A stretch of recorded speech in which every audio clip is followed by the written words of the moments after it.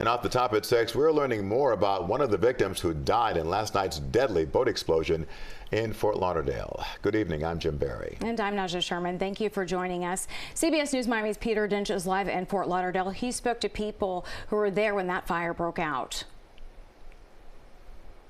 Well, Naja and Jim, we are learning that the man who lost his life was from Canada.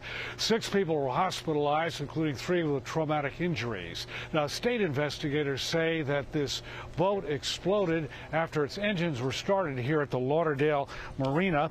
On the scene here, one of the boats that caught fire is still in the water, and divers are on the scene as well.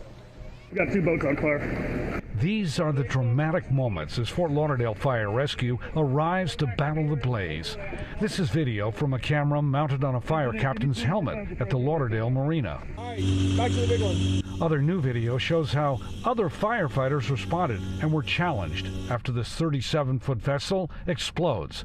This is what happens when it goes up in flames as 7 people are on board. I was sitting on the balcony and all of a sudden the smoke came across. It happens just before 6 at night. It was just kind of a big explosion. I felt the vibration like through my body. I saw the boat, literally the top half of the boat fly up about probably 10 feet and come right back down. Fort Lauderdale Fire Rescue received several 911 calls about this boat fire behind 15th Street Fisheries. FD is responding to 1900 Southeast 15th Street, the Lauderdale Marina. We're getting a call for a 25 of a boat that apparently they're saying floated at the dock.